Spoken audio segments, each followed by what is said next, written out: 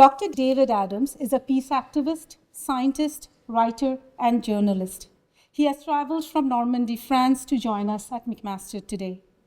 He brings with him a wealth of experience, 25 years of scientific work on the brain mechanisms of aggression, which led to the Seville Statement on Violence in 1986 that concluded that the same species that invented war is capable of inventing peace. 10 years of work at the United Nations on national culture of peace programs in places such as Mozambique, El Salvador, among others.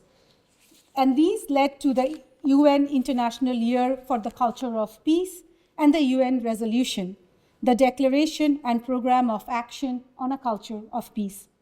His book, World History of the Culture of War, draws upon anthropological, sociological, and historical data to trace all aspects of the culture of war in its evolution from prehistory to the present time.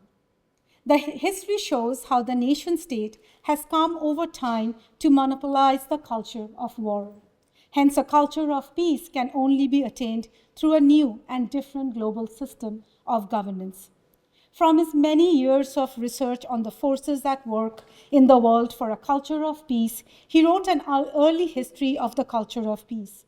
World reports from the civil society to the United Nations for the International Decade for a Culture of Peace and Nonviolence for the Children of the World. Since his retirement from UNESCO, he has continued to devote his energies to the global movement for a culture of peace. He is the coordinator of the Culture of Peace News Network and publishes a monthly bulletin and blog. Dr. Adams's experience and research have convinced him that the world is on the verge of the greatest change in human history, the transition from the culture of war that we have had for tens of thousands of years to a new culture, a culture of peace. Dr. Adams's lecture for us today is titled Protecting Peace and Democracy with Mahatma Gandhi in Mind. Please join me in warmly welcoming Dr. Adams to deliver the annual Mahatma Gandhi Lecture on Nonviolence. Thank you very much. Very nice. Thank you very much for the honor of being with you tonight. I'm delighted to see so many young people. It's your generation that has a big charge in front of it. Can you hear me okay? In the back, it's okay? Very good. Well, indeed, Mahatma Gandhi is going to give us some very good advice for where we should go. But before I come to his advice, let me talk about this situation we are now in. It was described to us by Albert Einstein in 1946, and I will read his words. The unleashed power of the atom has changed everything except our thinking. Thus, we are drifting toward catastrophe beyond comprehension. We shall require a substantially new manner of thinking if mankind is to survive. Well, before we go to Gandhi's advice, let's examine closely the nature of this catastrophe.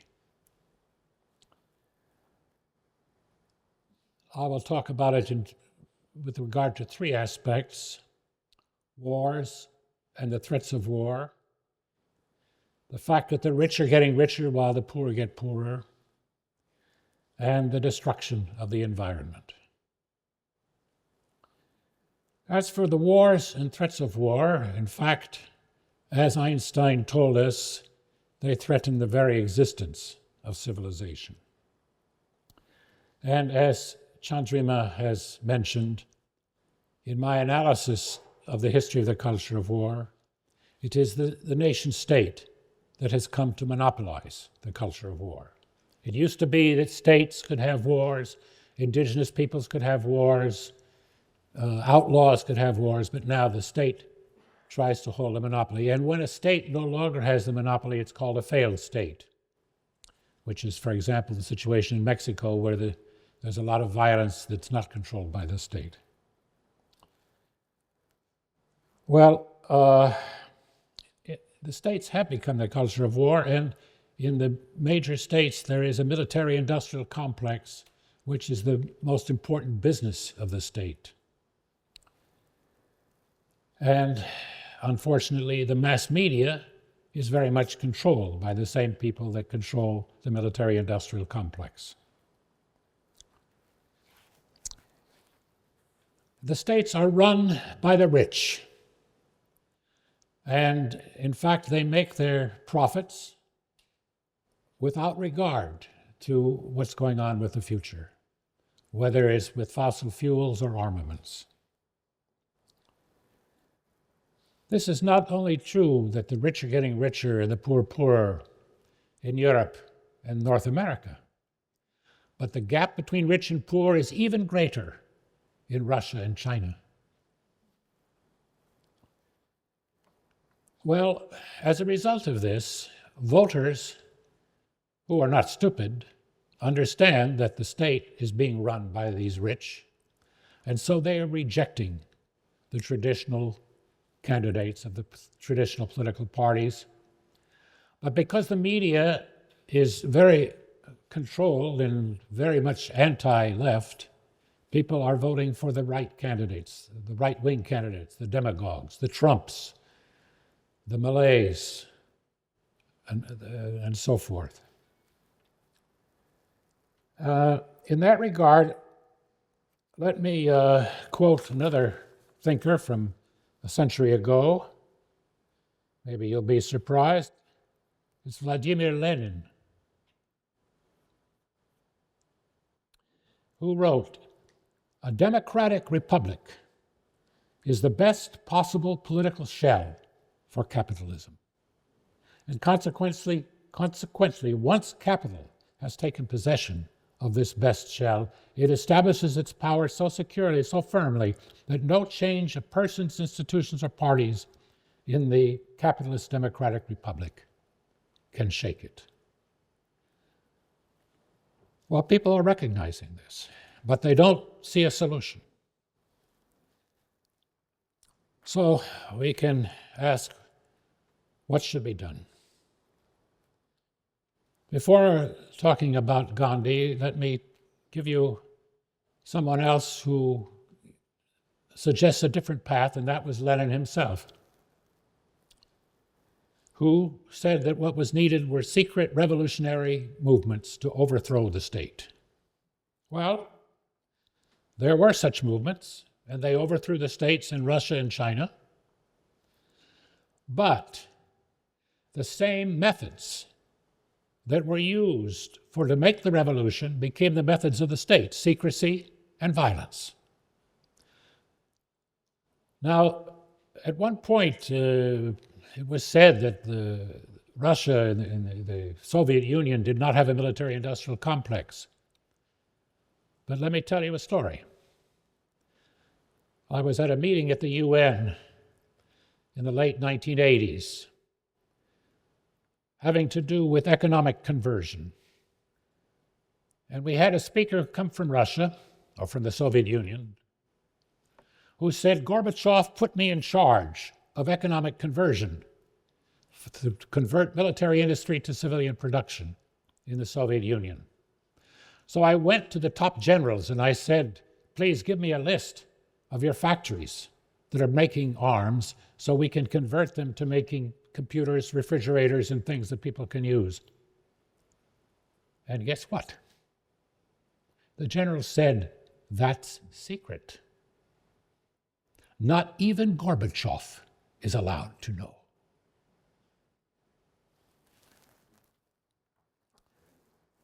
Well, those revolutionary countries have now gone capitalist.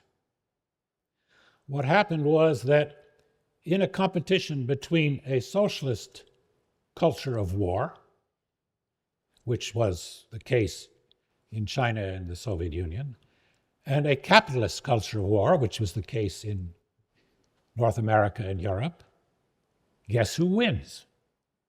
The capitalists win because they exploit other countries and get rich on the basis of colonialism and neocolonialism, whereas the socialist countries actually aided other socialist countries more than they exploited them.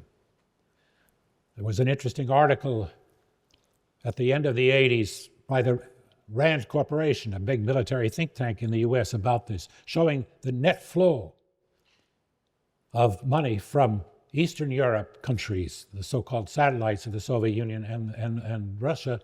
The net flow was from Russia to East Europe, not vice versa, which was hardly the case between Europe and Africa or the United States and Latin America. So the socialist cultures of war went bankrupt. And now we don't have any more.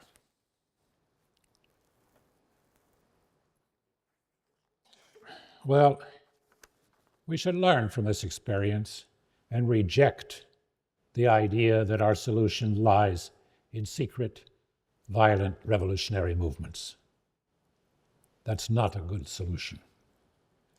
Now we turn to Gandhi and his disciple Martin Luther King, and if you will, their disciple Nelson Mandela, for another approach.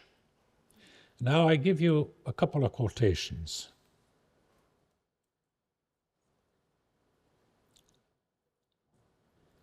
King told us the following: the supreme task is to organize and unite the people so that their anger becomes a transformative force. And Gandhi said the same thing. He said, I have learned from experience the supreme lesson to contain my anger. Just as heat conserved is transformed into energy, our anger, when controlled, can be transformed into a power capable of transforming the world. Now, such a nonviolent movement must not be secret. And there again, Gandhi has words for us. He told us, speak to your adversary. Tell him what you are going to do. And Gandhi went weekly to speak with the British Viceroy who ruled India to inform him of the actions his movement was going to take, and to remind him that eventually the British must withdraw from India. Learning from Gandhi and King, we need a global movement for a culture of peace that is democratic, transparent, and nonviolent. Such a global movement is possible. Another world is possible. But is that realistic? Since states have become the culture of war, we need a United Nations of the people instead of a United Nation of governments. The Charter of the United Nations, written in 1946, begins with the words, "We, the peoples of the United Nations." It does not say, "We, the governments of the United Nations." Imagine a United Nations Security Council composed of representatives of the mayors from every region of the world. They would not be interested in nuclear weapons. It's not useful for a city. They would not be interested in military armaments. Well, I have tried to convince Mayors for Peace in Hiroshima to publish regularly a press release saying what mayors would do in this situation if they were running the UN Security Council. But unfortunately, Mayors for Peace in Hiroshima is an almost impenetrable bureaucracy. Well, I said this is possible, but it doesn't seem very likely, does it? But let's imagine that there is a major economic crash with a weakening of states around the world. And let's imagine that cities remain more stable. In that case, we can imagine a profound reform of the United Nations in which it's the cities that take charge. Indeed, such a global economic crash is very likely. In fact, it's caused by the same factors by which the rich are getting richer and the poor are getting poorer, because the economies of the world eventually run on the economies of people who buy, on consumer spending. And if people have no money, economies cannot survive. Economies cannot survive if you build arms that doesn't produce anything. Well, when there's an economic crash, there's these two possibilities: a Lenin-style revolutionary movements or a Gandhi-King-style nonviolent movement. To ensure that it's the nonviolent movement that people choose, we need to act now to educate and inform people. How to do this? One way, and we are trying to do this, is through something called the Peace Manifesto 2025. I made a couple of flyers about that. I probably should have had a slide, but I don't have that. There's a website, and you can write this down. The website is activatingpeace, one word, activatingpeace.org. And the Peace Manifesto is very simple. I'm sick and tired of the culture of war, so I give my support to the culture of peace, and I will keep spreading the word on social media until we win. So what we want is a social media movement. Half of the world is now connected on social media, so the potential is there. By the way, this is the third manifesto in which I've been involved. The first Chandra recognized was the Civil Statement on Violence, which said that the same species that invented war is capable of inventing peace. By the way, that was adopted by all of the major scientific organizations relevant in the United States: American Psychological Association, American Sociological Association, American Anthropological Association, as official policy of those associations.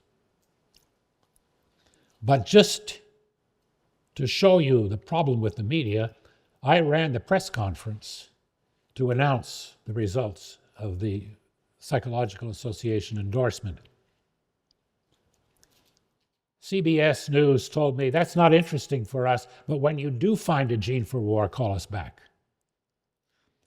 None of the American major news services would attend the conference.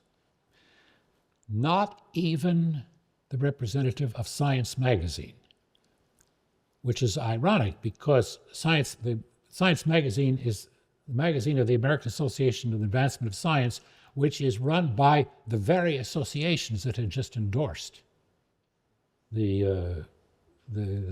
civil statement.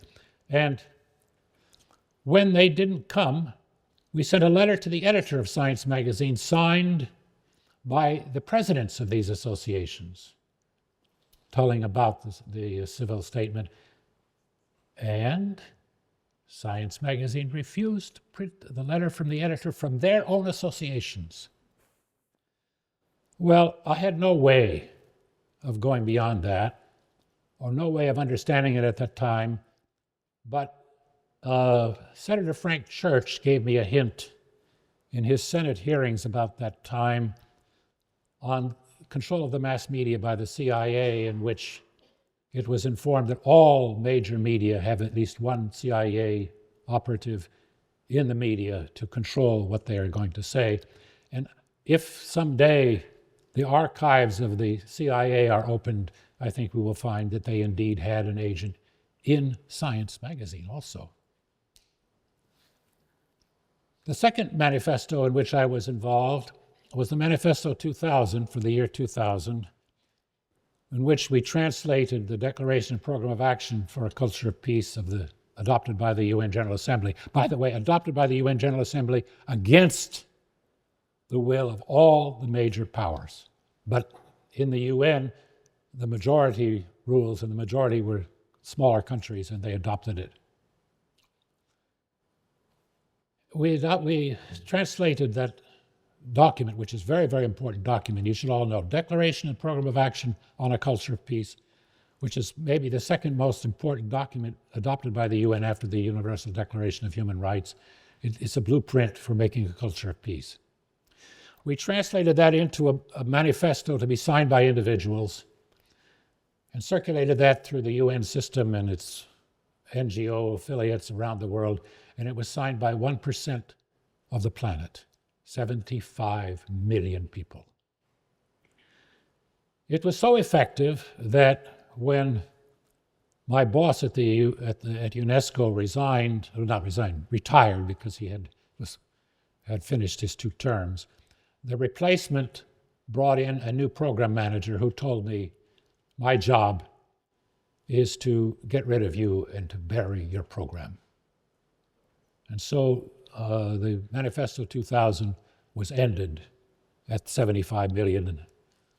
That's why we're not going through the UN, we're going through social media, and hopefully through social media it can't be shut down.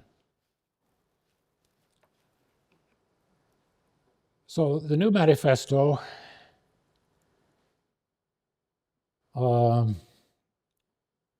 depends on the use of social media, and we have seen in recent years that social media can be a powerful force. That's what put 1 million people on the streets in the Philippines when the election was rigged, and which was the people confronted the tanks and took over the radio stations and were able to get an honest election. There are 2 very recent examples from the United States of the use of social media. One was when President Biden said he would not seek another term. The associations of black women professionals in the United States got on social media, and they got 1 million people to demand Kamala Harris to be the candidate within a few days.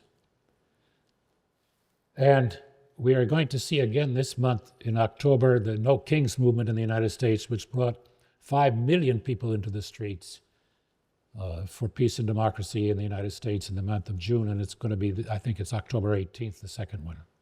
And they say it's going to be even bigger than the one in June. And this is done by social media.